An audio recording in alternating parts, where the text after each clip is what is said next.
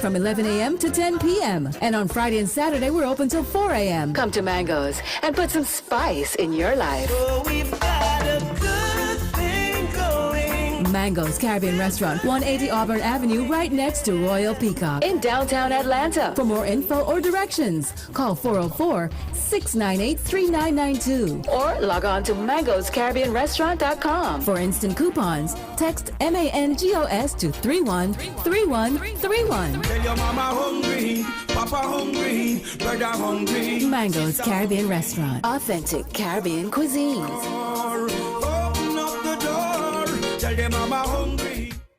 It's never too early to plant the seed, to share the tradition, and instill a sense of pride in your HBCU with your little ones. HBCU Pride and Joy Children's Boutique helps you share your school spirit with a wide selection of adorable kids' apparel and accessories officially licensed from your favorite HBCU.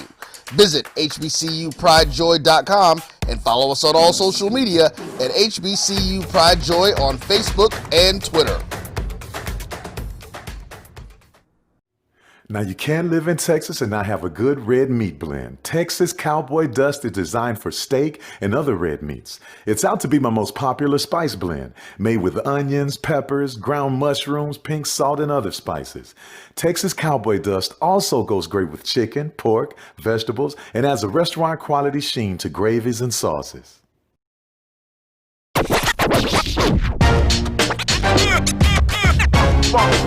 It's like a loop machine. Going around town, trying to get down.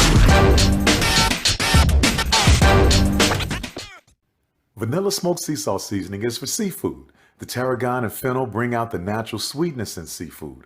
I also use it in rice dishes, on yams, asparagus, blueberry pancakes, and believe it or not, chocolate chip cookies. Vanilla smoked sea salt adds a salty and savory component to sweet dishes that create a symphony for the tongue. Sugar Chateau Desserts is a specialty bakery located in the Charlotte, North Carolina metro area. We will create delicious and one-of-a-kind treats for any occasion. Sugar Chateau is currently shipping cakes in a jar, offering a variety of different flavors in a single-serve container that can help you celebrate in accordance with social distancing.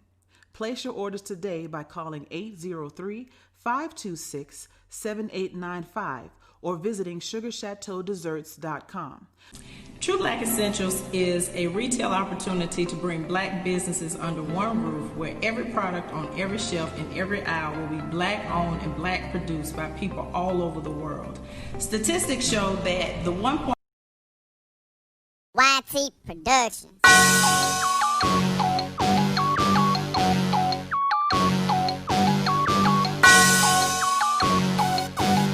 Yeah, I love my HBCU, and boy, I love it, I love it, I love my HBCU, and man, I hope my team they won, yeah. I hope my team they won, yeah, man.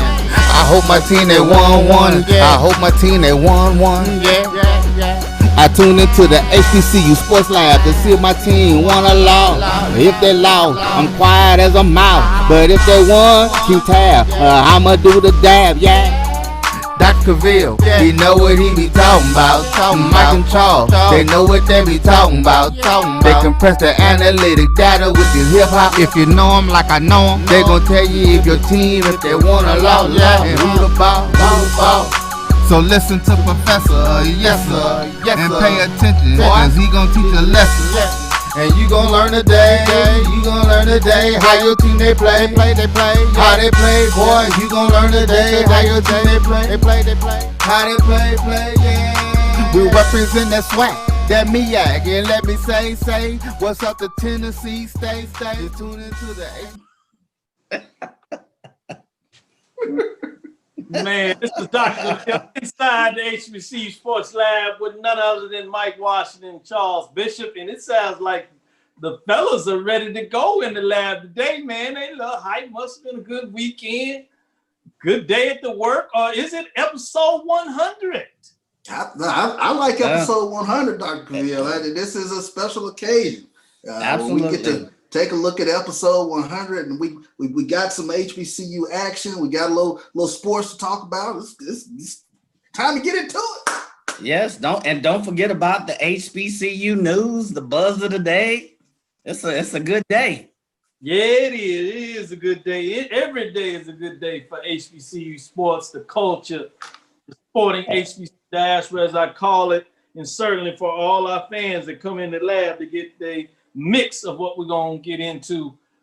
Like we said, this is our 100th episode that we're celebrating with Roy, our production extraordinaire, and putting it together. We go back a little earlier than that, and we're going to see if we can find a way to tie in a little history and surprise you, give you a little backstory about how all this came together. But with that, let's get into it. Welcome to episode 100, as I said, of Inside the HBCU Sports Lab radio show and podcast, the show that is covering the sporting HBCU diaspora, all things HBCU sports, from the institutions large and small, from NAIA to the NCAA. We share insights and information on the HBCU sports culture and HBCU athletic aesthetics to facilitate the story of HBCU athletic programs and businesses of HBCU sports.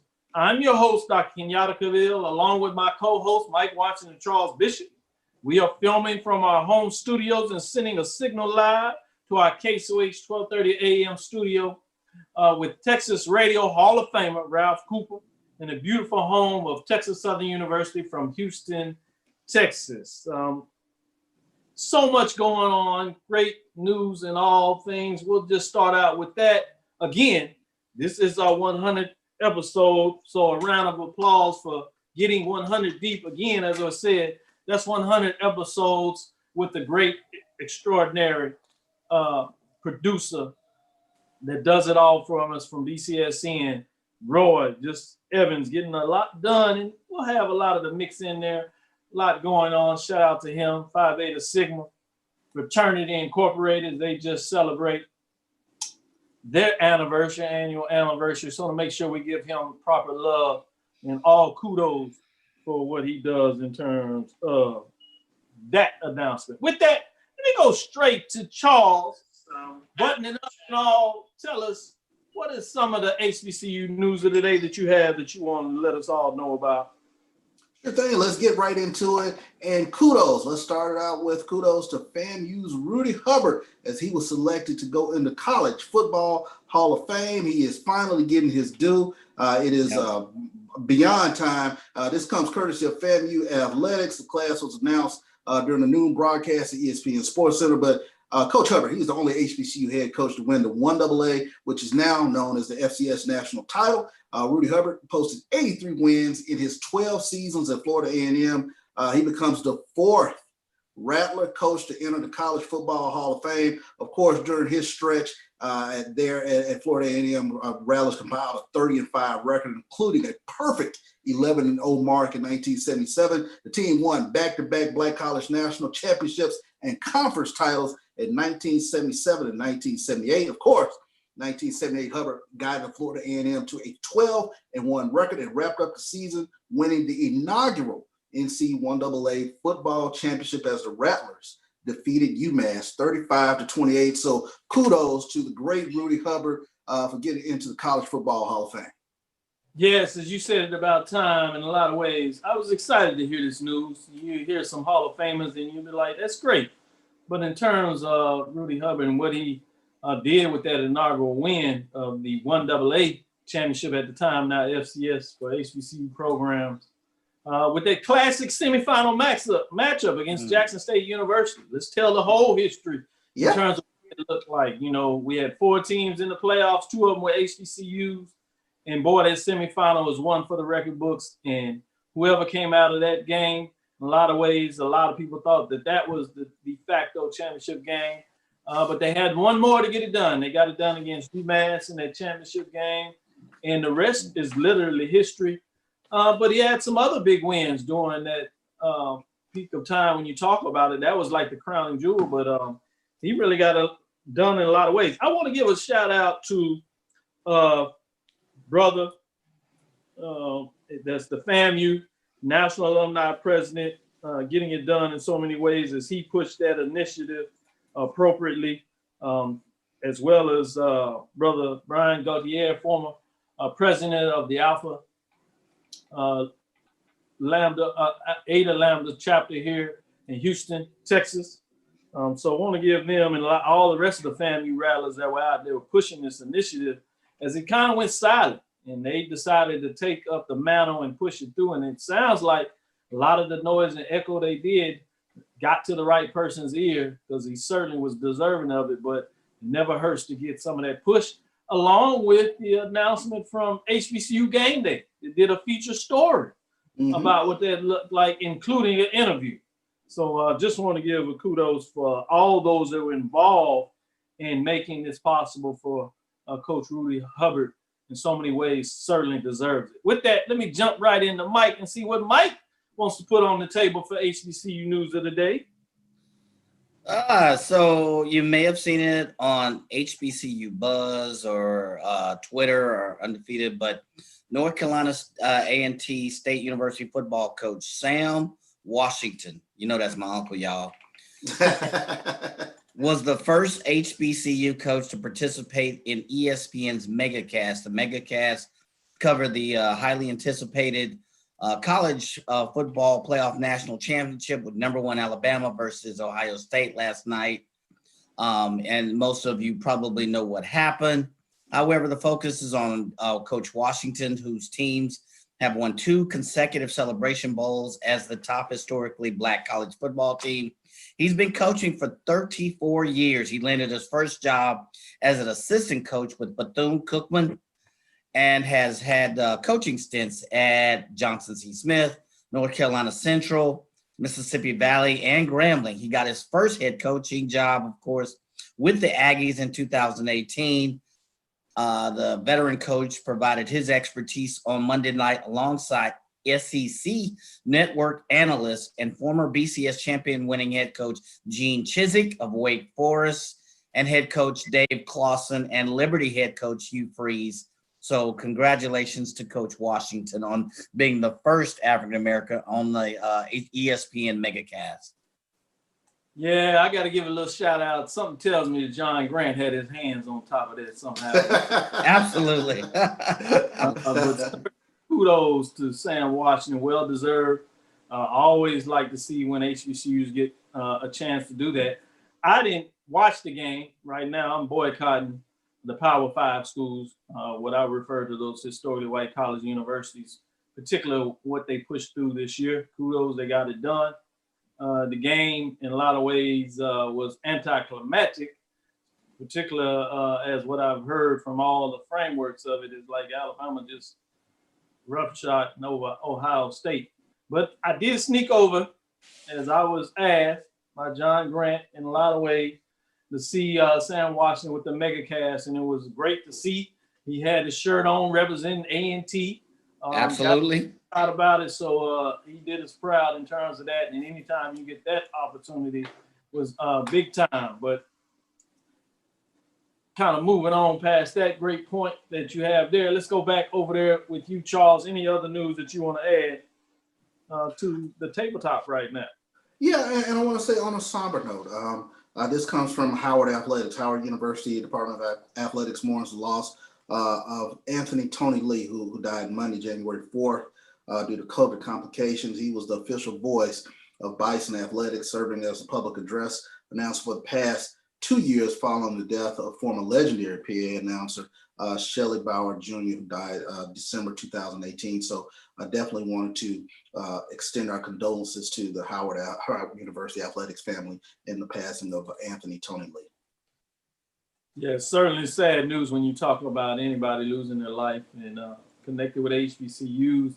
A lot of people, I'm sure, recognize that voice last year. Sad. COVID-19 is certainly moving throughout the country and having its negative effects in so many different ways, particularly touching the African-American Black community. Got to find a way to stay strong, stay safe. Mask up, social distance, wash your hands, and continue to do what's necessary. And those that are in the front line and necessary, certainly in terms of vaccination, can understand moving forward with that identity. With that, Mike, any additional news that you want to add as well? Yeah, I've been on this HBCU buzz kick, and I saw it in some of our news. But Earl the Pearl Monroe saw himself studying at Winston-Salem State to become a teacher. Of course, we know the story for that. He became the legendary basketball player. Well, now the Earl to Pearl Monroe New Renaissance Basketball High School will be located in the Bronx with its first class of freshmen starting this fall. The charter school will have a ribbon cutting ceremony in June and will open in September. The school will have its new building by 2023. So according to him, this is a project I couldn't do all by myself. If that was the case, it would have never happened, said the former Winston-Salem State star. So if you look at it, you know, he was a star. He averaged 29 and 20, something like that, in his sophomore and junior seasons at Winston-Salem State. So congratulations to him on that accomplishment. Earl to Pearl. Man, that's a pretty good one, Mike. You snuck that one in on me. I didn't even catch that one. Great piece of reporting and touching on that bit of news. Anytime you hear folks talking about educating people, that's a good thing, particularly when it's connected to HBCUs. And Earl Monroe, coming from the Teachers College, it makes a lot of sense that he goes back and is opening a charter school and teaching. Boy, I tell you, that's well connected. Let me shout out to some people before we go to you, back to you, Charles, and see what else you have on your plate that you might want to add. Kate Johnson says, good evening inside the HBCU Sports Lab, ready for the election. Thomas White Jr., I should say, is on here checking us out, getting it done in so many ways. Brent Willie Alex Hines says, good evening inside the HBCU Sports Lab and listeners, ready for the election. Richmond, Virginia, representing CIAA country, checking in there. Chuck Hunt is always checking us out, giving us a little updates there as he talks to the people. Dwayne, Calvin, Jackson, Jalen Riley, Tony Daniels.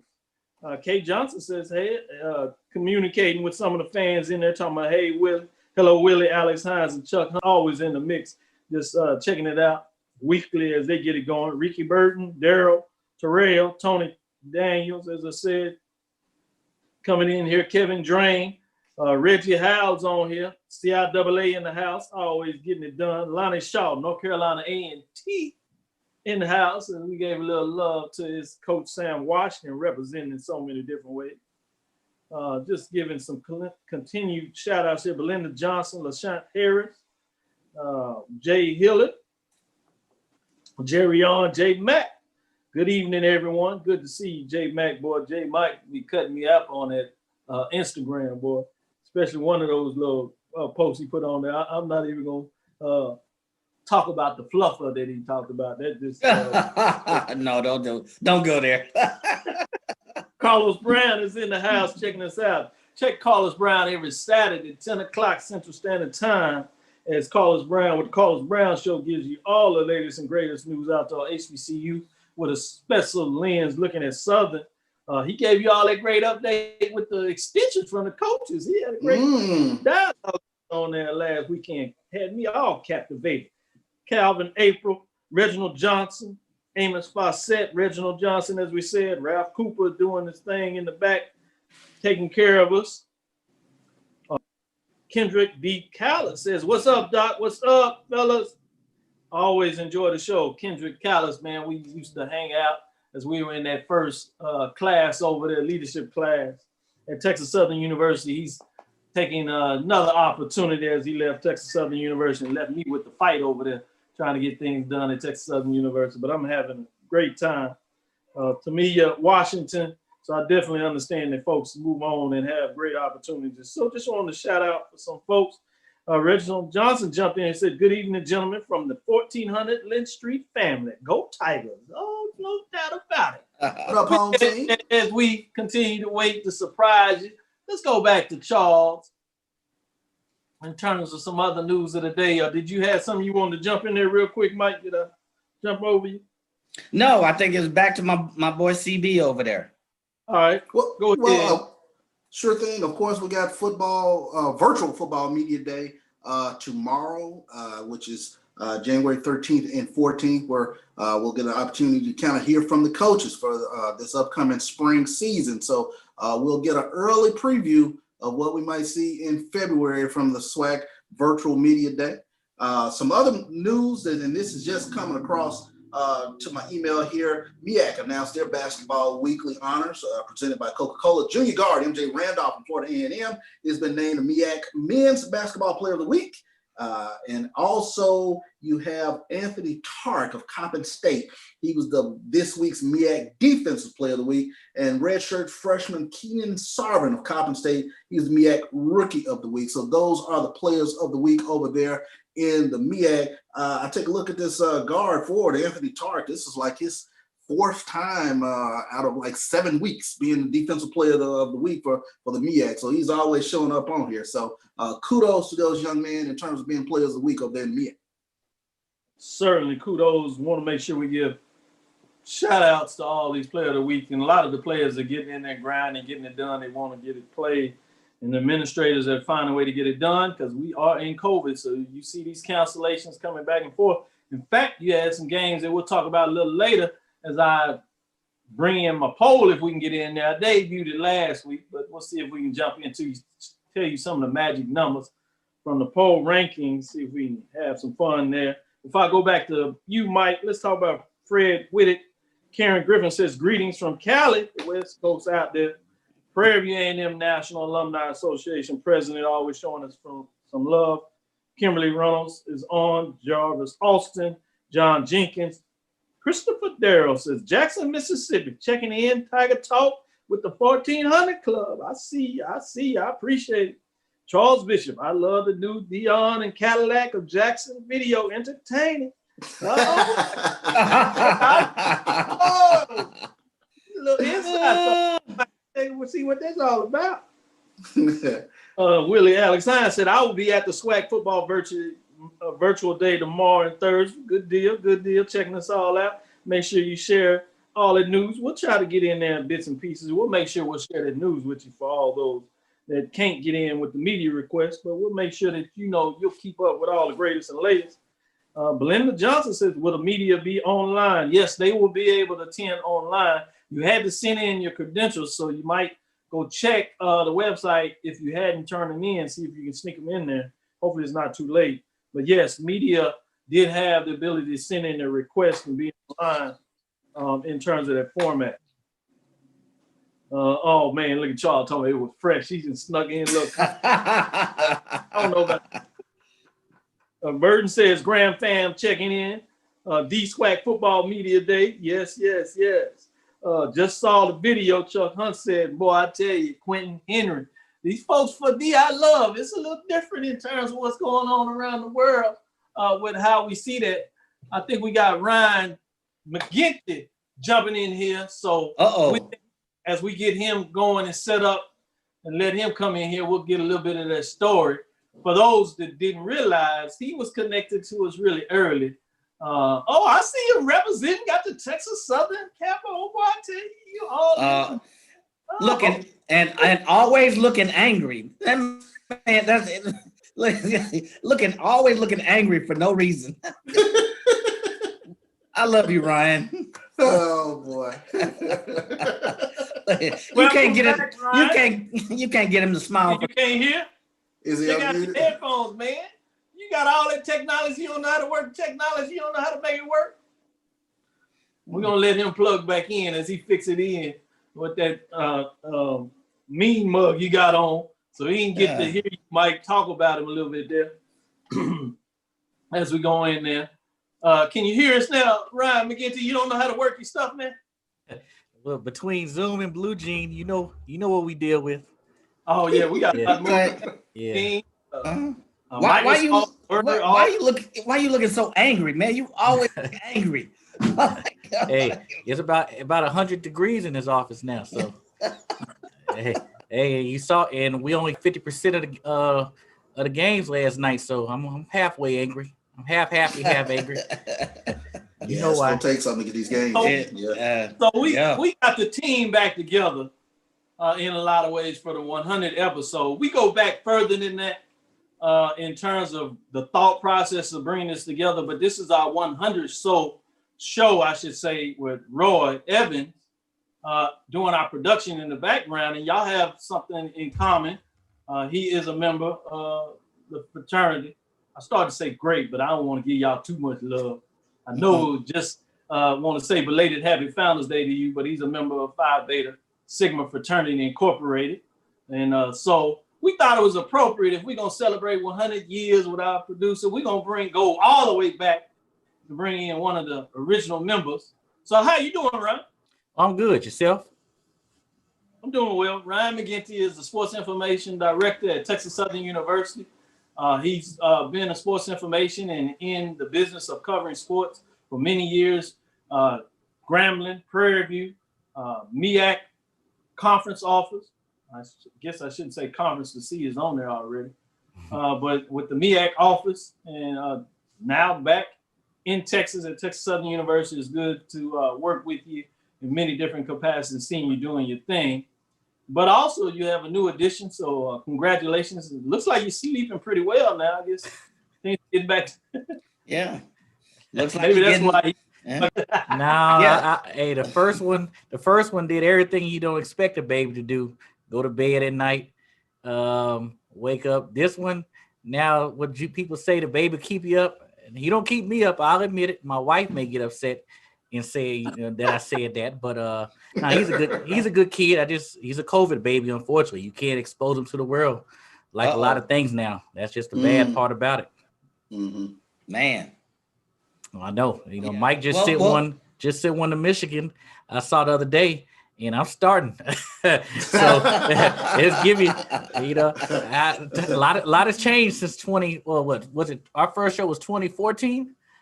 Yeah, I think 2014 or 2013. Yes, a lot has changed since then. But as long as we here in good health, that's all I ask for at this point. Well, congratulations, man, on the second one for sure. Oh, thank you. Yes, congratulations. Yeah. I always mess with Talk you. a little bit for those that don't know that have come for the live. We have some people that go back, and we basically started in just terrestrial in the studio with Ralph Cooper. Now the Texas Radio Hall of Famer, Ralph Cooper. Make sure I acknowledge him appropriately. We don't always get those Radio Hall of Famers, especially on the sporting side with all the history he has. So I want to make sure people understand the legacy that we come from and what we were birthed out of. And you have even more connections earlier with that. But as I started talking about this, you were part of making this happen from your perspective. And then we'll go to Mike, and then we'll let Charles jump in and talk about how he jumped into it, because that was a good story as well. But from your perspective, how did all this come together? What do you recall back in 2014 when we was like, hey, man? Well, first of all, I'm not mistaken before I go any further. If not, Roy Evans, make sure I got the last name right. Jericho Broadcasting Arm. I dealt with him at Grambling. He worked with Santoria Black on some projects. So this thing, he probably doesn't remember me, but I remember him because his name was discussed several times in office. So great guy. No wonder this show was going even better than what it was when I was around, because you got good people behind you. And that's like a touch. Absolutely. Right. Absolutely. Absolutely. You well when you was out there. I won't get y'all my folks in trouble. So I know you just sign your name and all that good stuff. We won't. But ironically, this is what I remember.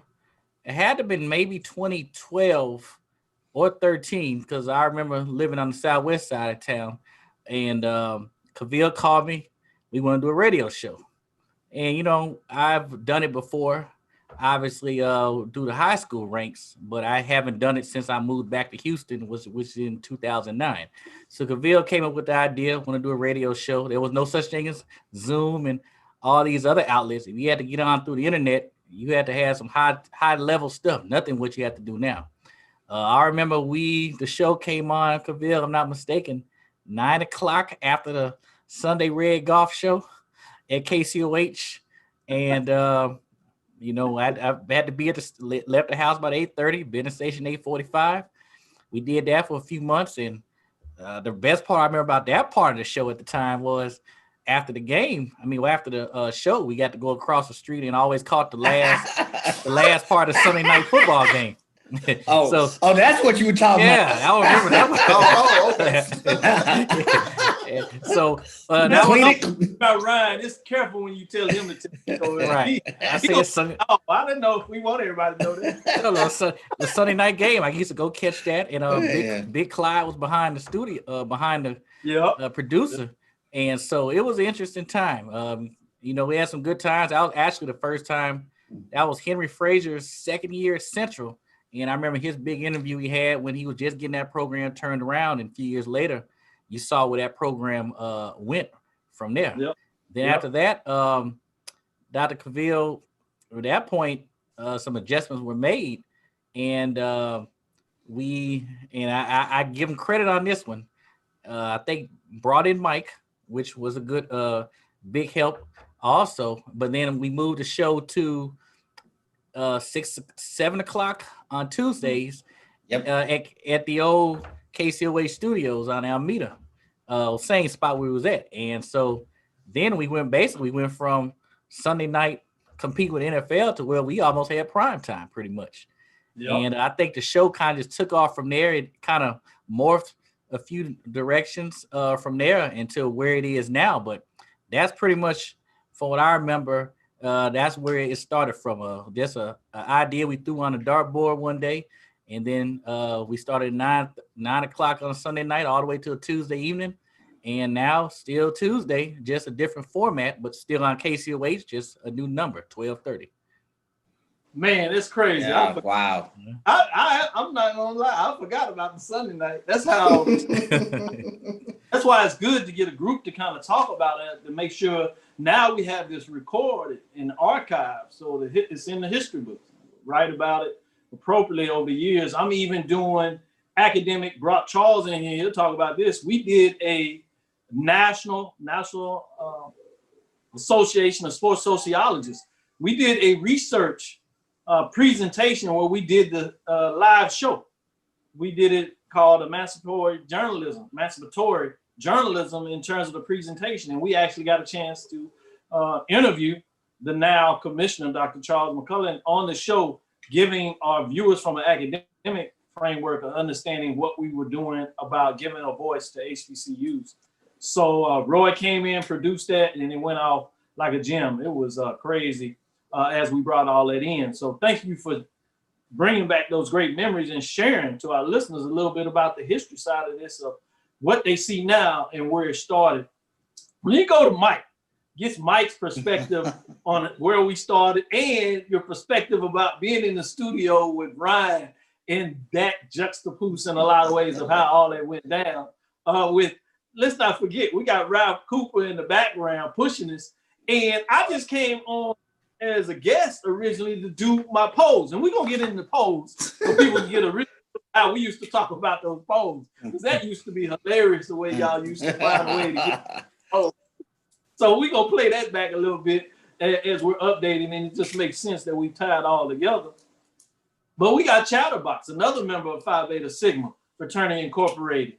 He asked me to come on and do a halftime in terms of doing the polls during Texas Southern University basketball game. He just saw me with these polls and run around. He said, "Man, what is that?" I said, "It's the poll." He said, "You ranked the team? Where Texas Southern?" Y'all Tiger. He said, "Where Texas Southern?" I said, "Texas Southern. This week they at the top of the poll." He said, "Oh, y'all, you need to bring that poll on."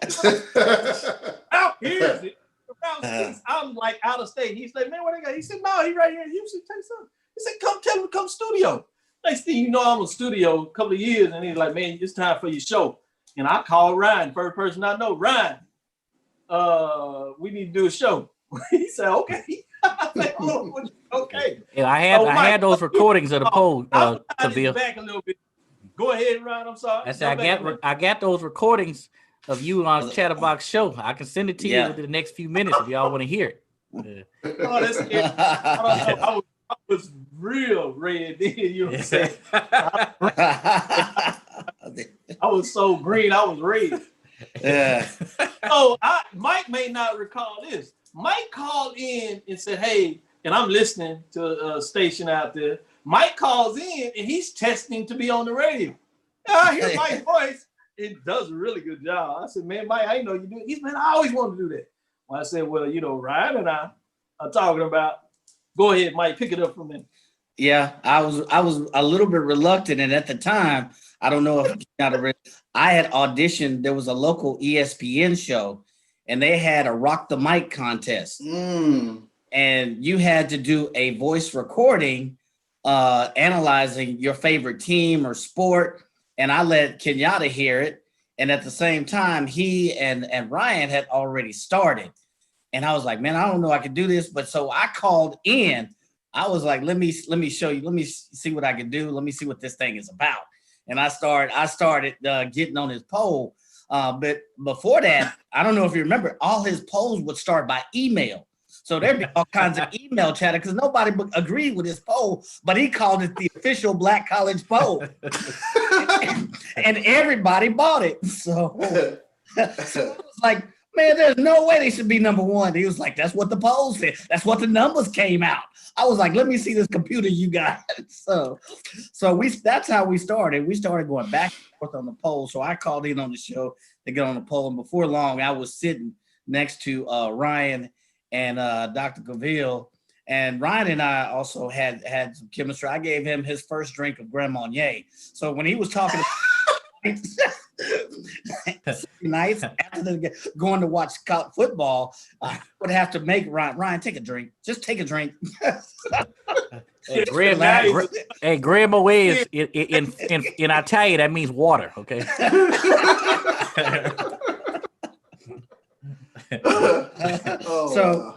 So the like Ryan said, the show just metamorphed into what it is now and grew. And I left. I had started the MBA program at Texas Southern. I was like, man, I don't know if I can keep up. He's like, just do what you can. Dr. Cavil was. And then I went to Germany for a year and a half, and I was calling in and giving updates of HBCU players that were playing in Germany. So I was able to keep that connection. And then when we came back, we were in KCOH Stadium studios, and Ralph Cooper was also a big help. He would whisper in your ear, yeah, I like that. You challenge Doc.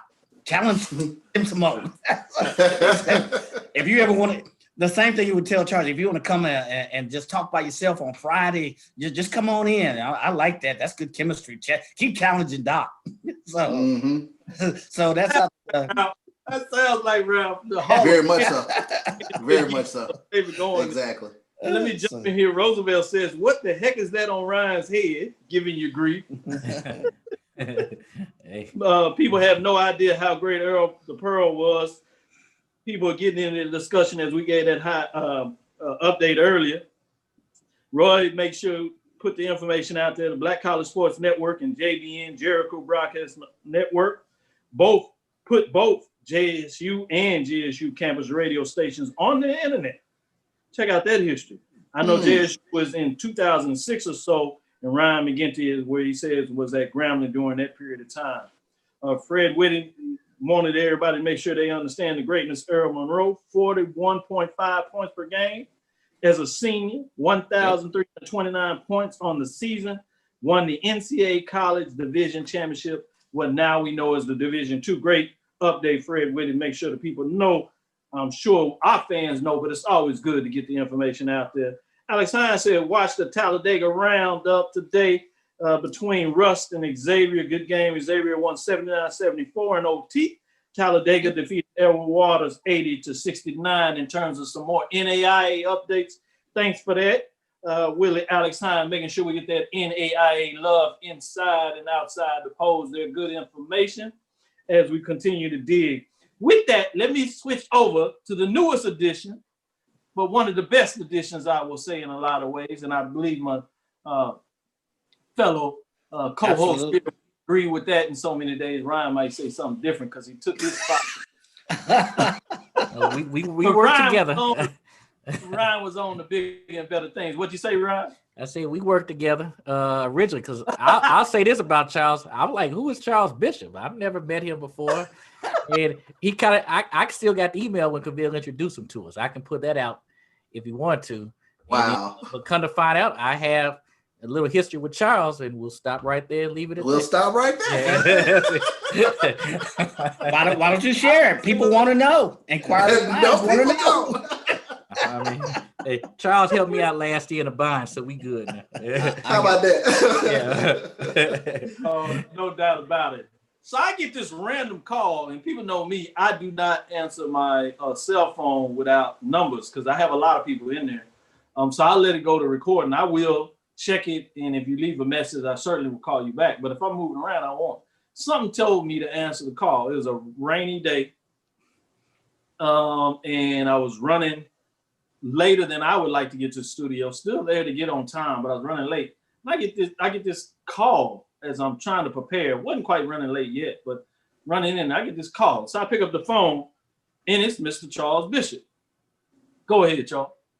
Yeah, I mean, I was a fan of the show, and like most people, I was, a sports a radio consumer, but nobody was talking about HBCUs, and I came across this talk show that was talking about HBCUs, and I made up my mind that day when I, heard Dr. Cavil, heard Ralph Cooper. I was like, I got to be a part of this. So I literally looked up who is this Kenyatta Cavil, and I was like, oh my gosh, he's in Houston. Okay, all right. And then it's like you hunt from there, like, oh, he's over at Texas Southern. So literally, I randomly just called his office phone, and lo and behold, I found his cell phone. Lo and behold, he picked up, and I told him, that I just, in some way, I'll keep stats. I just want to be a part of the show, and I'll feed you stats or do whatever it is that you guys do for your radio show. And he said, well, let's come and talk. And he's like, if you're serious about it, come by my office. So I'll never forget, it was a rainy day, and you know how Houston is. Houston floods real easily. So I'm literally driving through almost flood waters, trying to get over to Texas Southern. And I go in and I introduce myself, and I happen to look up and I saw a little ape on sitting on the back of on his desk back there. I was like, oh, he's Frank. Okay. Okay. So from that point, we had a good talk, and out of the blue, he was like, well, you want to come up to the studio? I was like, sure, I can come up there and observe. He's like, no, you're going to be on the, I was like, what? I'm going to be on the radio. Wait. I wasn't ready for that. So, so I literally got an opportunity the day I met Dr. Cavil to actually be on the radio show and provide whatever input that I had that day. Cause this is my life. I enjoy it. So I, happen to have some statistics ready to go and some stuff ready to go in my head. And, that's like 5 years later now. Yeah. Exactly. And as fate would tell it, let me give you this. And I don't know if anybody really knows this. As he said, he calls up. So I never thought he was going to come. I get random calls more than I would like to admit to, as if I'm doing something big. But I get these calls for different things. And most time people don't follow through. And so I'm like, yeah, just come by the office. I really didn't think he was going to come by the office. As fate would have it, as he said, he rushed and comes to the office. Mike is moving around. He can't make the show. Ryan can't make the show. Yeah. And so the reason I told him, come on with me. In fact, he didn't know he was going to be on the radio until he got over there. I get in the studio, he's walking in and say, hey, get these mics. You're going to be on the show. He's like, oh, I just want to help. I said, no, you're on the show. We'll make it work.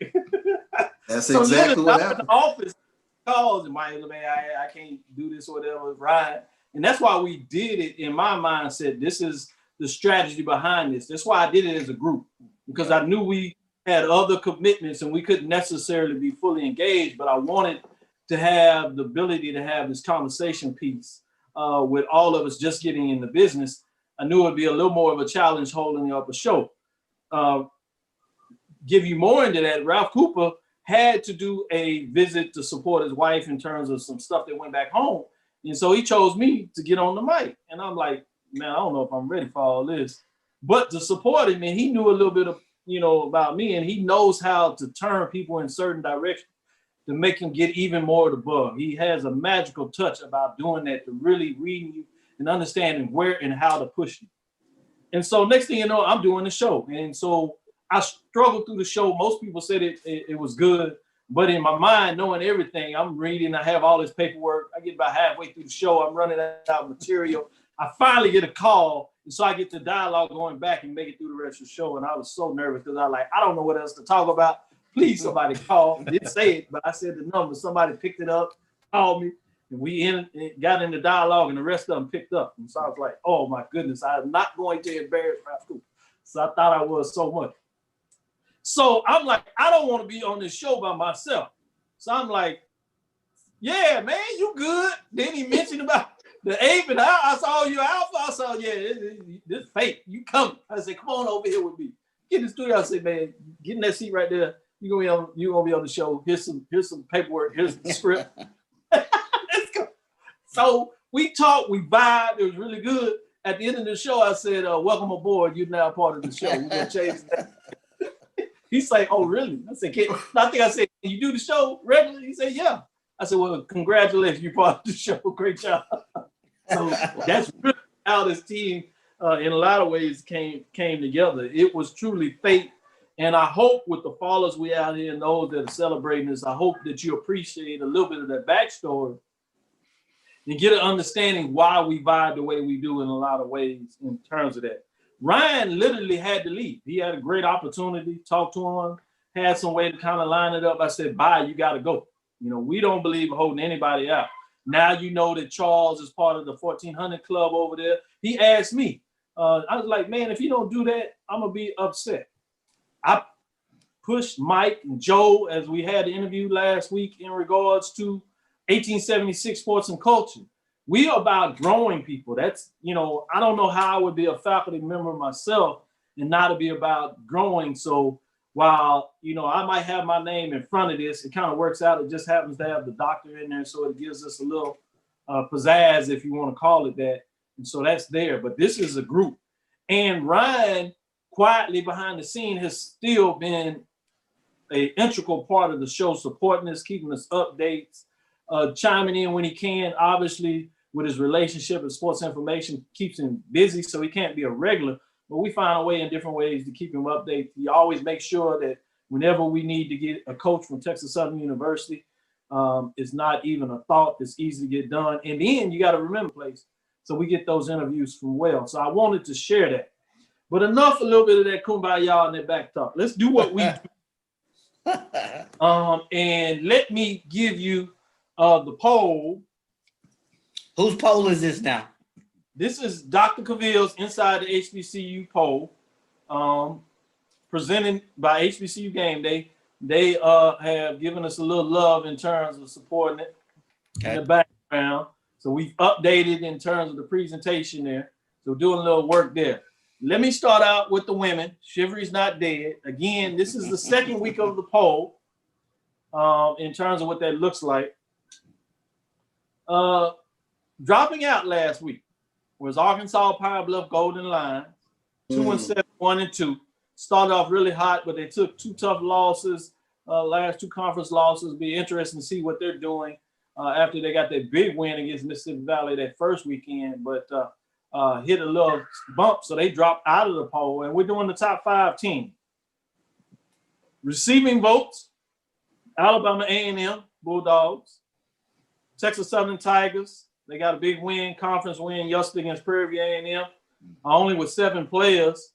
Got close at the end, but found a way to hold on to it. Kudos to Coach Cooper that just finds a way to get it done in so many different ways. This is after both teams not playing in a couple of weeks because the game's getting called off, at least, for Texas Southern Lady Tigers, if you would. Women of Prairie View were able to play. Struggling a little bit, playing close, but can't quite get over the game and play 4 quarters as they do on the women's side. Then you got the Grambling State Tigers that jumped out of here, got a big win, but they haven't been able to play since then, so they're 2-3, 1-0 outside of the poll. So bringing us to our top 5 teams on the women's side. Go to each of y'all and get your comments on this. Jumping into the poll this week is North Carolina A&T State, the Aggies, the women's program, 3-1, 2-0 after some wins this past weekend. 53 points in some ways, getting it done in terms of what's going on there. Then you have number 4, Jackson State Tigers, 4-5, 3-1, 65 votes. They move up 1 spot from last week. At number 3, Alabama State Hornets. They are 2-0. Remember, they played no conference. 2-0 when the poll was released. They played today and won today, so they actually have jumped to 3-0 going this weekend's game. 82 points, remain at number 3. It'd be interesting if I could have waited a little bit trying to put this together to see if that would have pushed them up in number 1 and 2 spots. Number 2 spots, Morgan State Bears sit at 4-2, 1-1, 4 first place votes. They split with Howard Bison that is number 1, sits at 5-2 and 1-1 with 5 votes, 95 points there. I'm gonna go with our guest Ryan first to get his thoughts, and then we'll go essentially around the horn, if you would, and talk about what's going on there. Well, I pretty much agree with it. I'm not going to even dispute it because it's a crazy year. Just put out a release that we lost another game. So at least on the men's side. So this is going to be the first, and you can record me saying it. I have no issue with the poll, just because that everybody has a good body of work. Now maybe the Alabama State, Morgan State 3-0, and one of those wins is against a strong Jackson State team. That's the only one I'll probably dispute. But overall, it's fine. It's fine to me. I mean, I know you didn't expect the kumbaya, but that's exactly. It's 100. It's 2021. Yeah. Man, did you have some Grand Marnier before you came on show? Yeah, look, after this last email, I did. I need to. Oh my goodness, that's pretty good, boy. It took me 100 episodes plus the ones before that to get this straight, but going back to 2014, finally got a little bit of hope. With that, let me go straight to Mike. Mike, what you think about the top 5 on the women's side? You cleaned it up. I thought Alabama State should be higher, but you cleaned it. You must have felt it. They got a win against Jackson State. They're 3-0 in the SWAC. The second leading offense. All right, in the SWAC. So I would say Alabama State need to be higher. I haven't seen enough of Morgan State, so I'll leave them where they're at. So that's my only bone of contention is that Alabama State, they've proven at least to this point that they are for real. Given the circumstances, given how they play, these ladies are for real. Yeah. Texas Southern and Prairie View. Prairie View streams their home games in terms of that matchup. So Willie jumped in here. He saw it last night. He said Prairie View Texas Southern game was a good one last night. So he got in there. So we're going to talk a little bit more about that and see what that looks like on the men's side. But before we get to the men's side of the poll and get into some particular matchups in terms of the game, let's go to Charles and see what Charles says about the top 5 as Mike finds a way to kind of rub my nose in it a little bit. Let's see what Charles said. My only flip-flop would be Morgan State and Howard. January 3rd, Morgan State, they defeated Howard. Howard came into that game 5-2. Morgan State knocked them off 71-58 behind Janai Henson's 19 points and Danae Red's 15 points and 9 rebounds. So that would be my flip-flop. I think the story of the early season beyond, getting to play games has been Alabama State. They got another win today, but this is the first time since 2013 they started off 2-0 in SWAC play, and they have some young ladies. Yana Emanuel, 29 points against UAPB over the weekend. Jayla Crawford. Exactly, Jayla Crawford. She's another one who really gets it done, and Shemaya Ward. So they kind of have a three-headed scoring deal going on at Alabama State. They're a tough team, and that win against Jackson State that made everybody kind of turn their heads. That was a good win against a strong Jackson State team. I think that win over Jackson State kind of woke Jackson State up a little bit, knowing that it's not going to be easy sailing in the SWAC this upcoming season. Look at last night's game. The Texas Southern just outside the poll.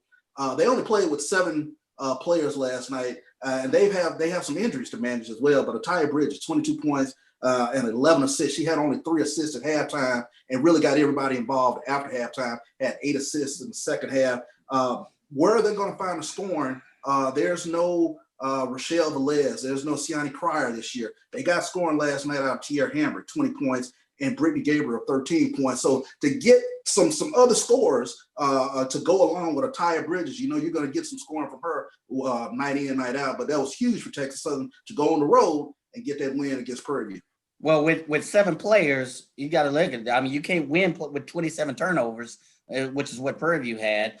And that's been the early story of the season for Prairie View. You said 27 turnovers last night. They've started off 28 turnovers against Southern, which turned into 30 points for the Jags. 25 turnovers against Alcorn, which was another loss. So they've really got to flip that around in terms of turning the ball over so much, because they're really helping teams out in those games. And those are mostly steals. Three quarters of those are steals. So ball security has been an issue, really. That's been an early issue for Prairie View. If you drill down on it. So. Good points, great points there. Like that analysis going back and forth in there. I will say this about the point that you pointed out with Morgan beating Howard. That was a Sunday game, 71-58. But the day before, the MEAC played basically 2 sets. They played 2 days back. Howard beats Morgan State 17-48. Interesting how the scores were kind of flipped in terms of around, right? One team getting to 70 and the distance between the two in just one day is amazing. But I want to get in this before we get into the men's side of the poll. I did want to get your thoughts, each of your thoughts, in terms of what are your thoughts on the format? Which one do you like? If there's certain thing, obviously all this is COVID-19. Do you like the idea of what MEAC is doing, splitting it essentially in 2 divisions, reducing the travel, and playing back-to-back games versus what you see with the SWAC trying to play all the games and playing to their traditional schedule? Both of them, we see what goes on, because you saw FAMU have to cancel the game against North Carolina Central. Then they rescheduled to have South Carolina State. They were able to get the first one in on the men's side against South Carolina State, where FAMU won a close one there. But the second day of the game was canceled, COVID protocols, and we've seen that back and forth. But if you had your druthers of what you've seen early so far, which one are you kind of liking more, if you can, one way or the other? Let me go straight to Charles, and then we'll go back around. Yeah, I think kind of to hedge my bets a little bit, I probably would lean a little bit towards the MEAC in terms of the reduced travel and the back-to-back sort of games. Hopefully, you're able to get that in. I thought Kendrick Marshall wrote a great article for HBCU Sports in terms of the number of games that have been lost thus far. And it's going to be a challenge, really trying to get through this season. I think it can happen, but I tend to kind of gravitate to kind of what the MEAC is doing in terms of the reduced travel and shortening up the divisions, if you will. Yeah. Mike, what are your thoughts on that? I one over the other. Yeah, I lean toward, kind of looking in the crystal ball and having hindsight, I would lean toward the approach of the MEAC.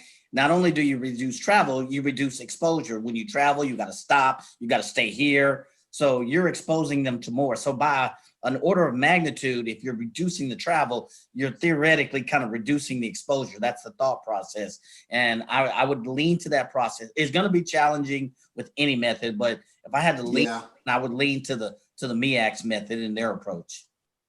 Ryan, you have more insight than many of us in regards to what that looks like. I know some of the stuff that you may not be able to share, but if you're able to say, do you see one side being more advantageous than the other, or is it really just something that we do from a media side to talk about it based on what you really see? It doesn't matter.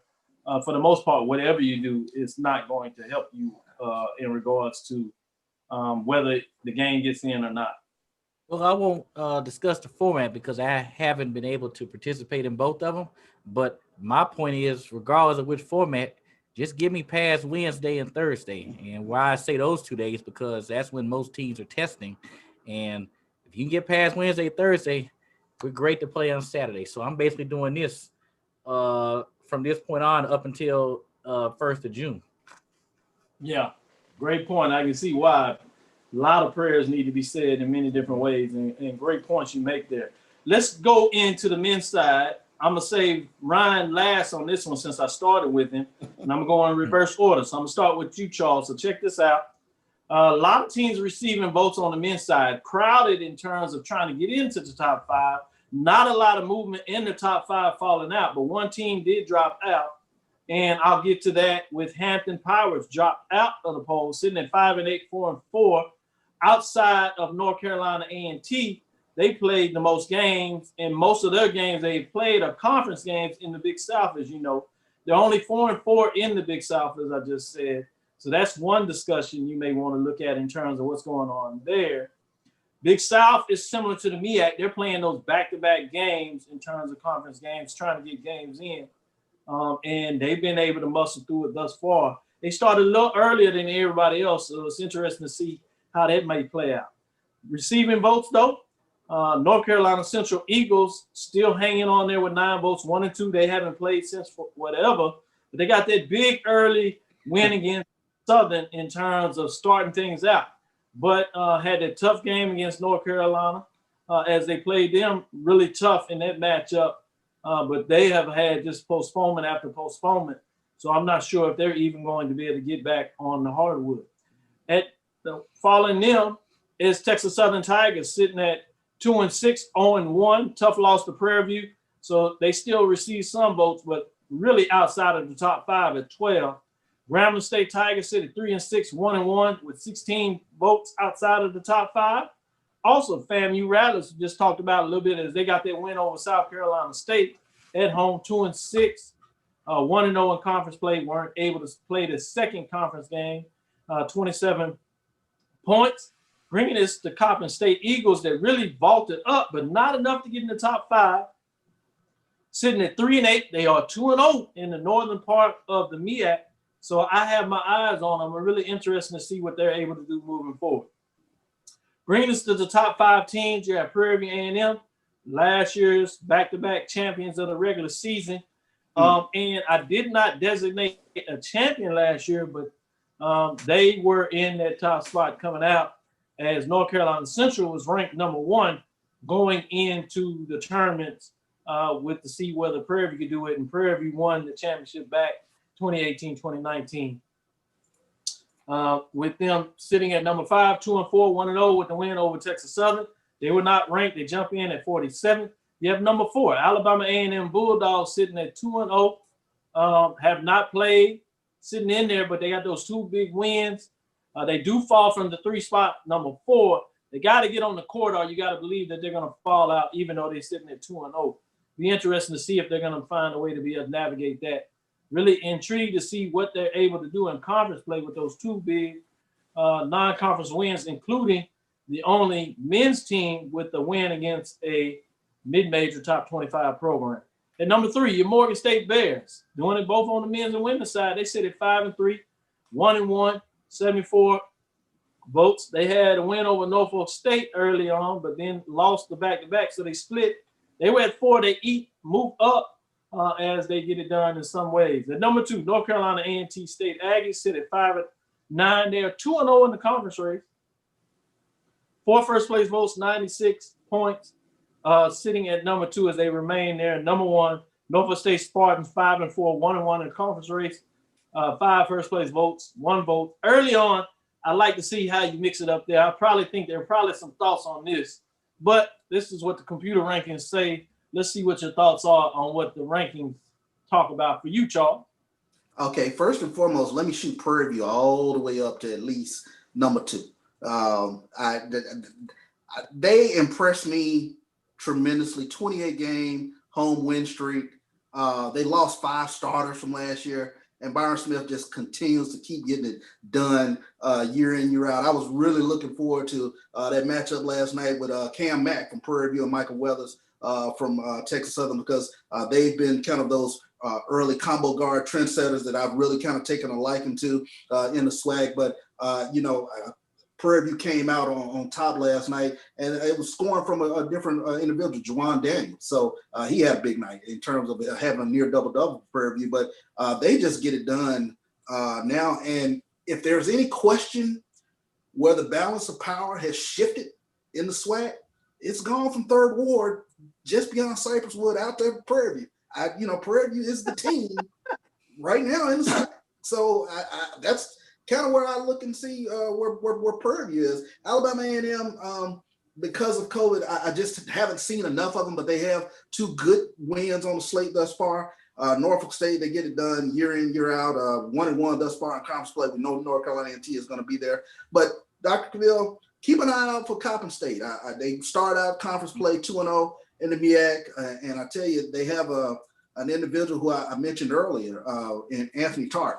He's been consistent, MEAC Defensive Player of the Week, 4 out of 7 weeks, something like that. And he's also averaging 15.8 points per game. So look for Coppin State to get up in your polls at some point. Boy, I say, Roosevelt jumps in here and said, "Oh, I see. He's trying to set us up for next week. I see you, Charles." They got a good stern test. I'm ready for #J15. We know what that's about. Shout out.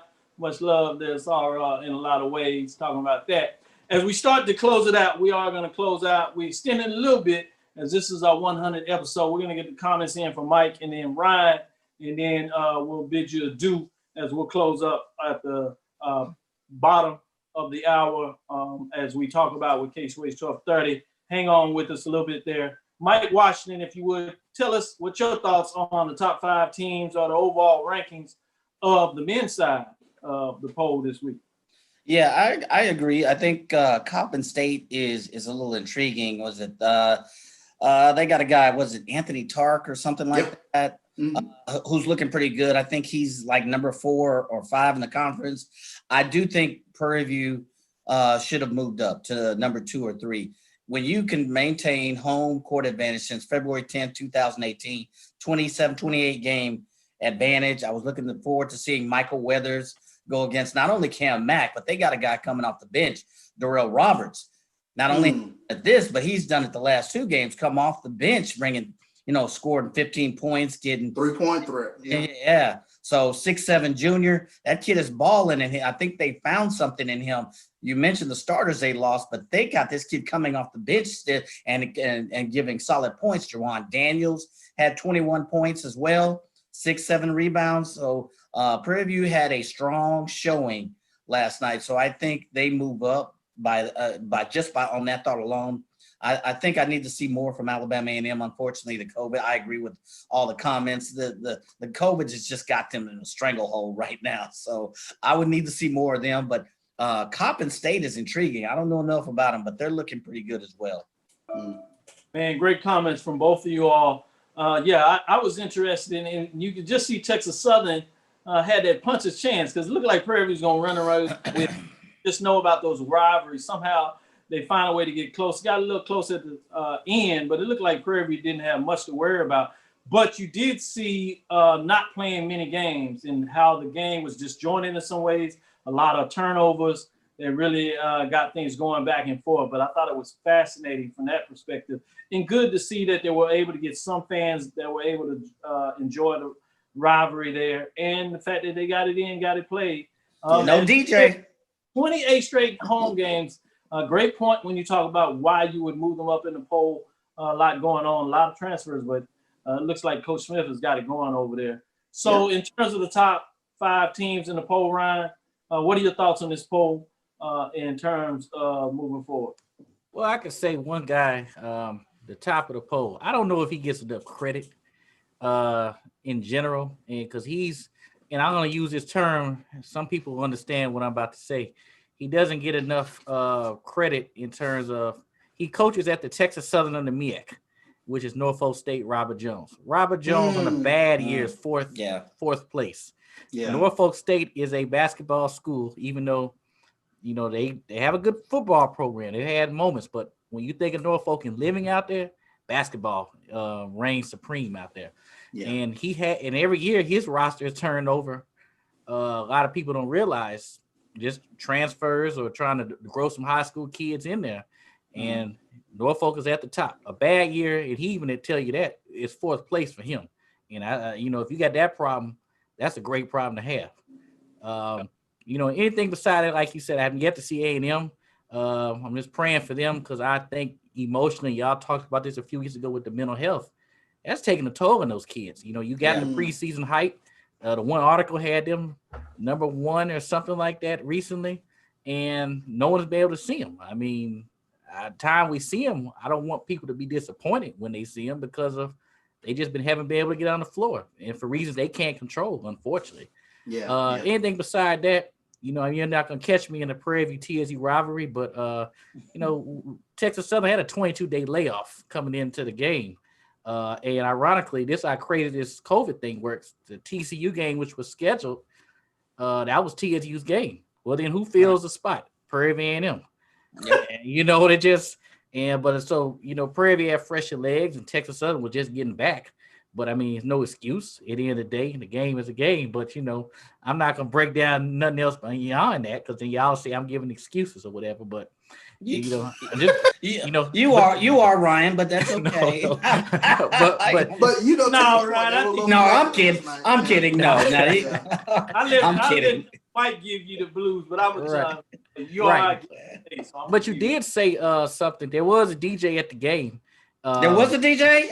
Yeah, but let me to explain. That's the thing. It was a move to Monday night. First time that game's been played on a weeknight since I was in college, and that was back in 1999 or 2000, something like that. Wow. But it's a difference, man. When the people are not in the gym, it's a whole different atmosphere, and almost like I just hate we were robbed of that experience. That game should have been on a Saturday, full house at Prairie View. Then the February game, we finally get it on ESPN. Finally picked it up ESPNU in a COVID year. Yeah. Wow. But props to Dr. McClellan for arranging that, because we've been on that bandwagon for years. That game should be on TV, Saturday night version. But just get through this year. You just missed that atmosphere. It is. Yeah, right. You just and I swear I thought I heard a guy on a broadcast ask some questions, but maybe my ears was hurting last night. I swear that was a guy on the TSU broadcast asking questions that we familiar with, but we'll let it go. Yeah. I'm saying why wasn't he at the game? I mean, why weren't you? Me? Nah. Charles Bishop, he was he took your spot on Chatterbox pregame show. Oh yeah. I heard. He took a shot. Yeah, COVID protocol. Yeah, but he had a great interview with Ataya Bridges and got her to say some things, and so that was good on that. Well, thank you, sir. Brian's still making things happen, showing some love. Chatterbox, shout out to him, making space for all the folks getting it done. Mike will be in the mix before long. Shout out to those folks. Even G Boom out there running the camera at Prairie View. Yeah, G Boom was running the camera. He was behind the time as a video camera, so I want to give him a little shout out. He does some work. Sigma's do keep the operation afloat. Say it again. Sigmas, they keep the operation afloat. Y'all want to be the pretty faces behind in front, but it's us to keep it going. Let the smart guys out in the front get all the talking. That's right. Let y'all do. Hey, Roy, hit the power button anytime you see fit. Oh, good. Let me get a shout out to Sister Park. She does our script and a lot of the rights. Want to show us some love. She does a wonderful job and make sure that we keep this flowing. With that, again, just want to say thanks for everybody that joined us as we pushed it over just a little bit for episode 100. We got a lot of folks out there shouting us out, talking about congratulations on 100. I appreciate that. Karen Griffin giving us some love and shout outs in terms of what's going on there. Willie Alex Hine, God bless you guys for your 100th show. In terms of what we got there. Kay Johnson saying 100 episodes. So thanks for all the folks that chimed in and certainly giving us the anniversary of that silver mark, if you would, in a lot of ways, making it to 100. The Century Club, we continue to do some great things with Roy behind the scenes, leading the charge and finding a way to get it done. That'll do it for us today. Thank you for listening to Inside the HBCU Sports Lab. Make sure you share our podcast, your friends and colleagues. I am Dr. Kenyatta Cavil, the Dean of HBCU Sports, with Mike Washington, Charles Bishop, and Ryan McGinty as a special guest, jumping back into the hosting seat, and so many different little insight in terms of how all this began. Again, we want to thank you for listening to Dr. Cavil's Inside HBCU Sports Lab with Mike Washington, Charles Bishop, every Tuesday right here, 6 o'clock Central Standard Time. We look forward to you next week as we will discuss the latest news in the lab. Follow me, Dr. Kenyatta Cavil, DrKenyattaCavil, DrKenyattaCavil, Twitter, Facebook, and Instagram. Follow us on Twitter inside HBCU Sports Lab 1. Check us out and subscribe to us on YouTube inside the HBCU Sports Lab. Dream big, continue to move forward. We will talk with you soon. Charles. Course. Mike. Lecture. Ryan. Dismiss. That'll do it for us.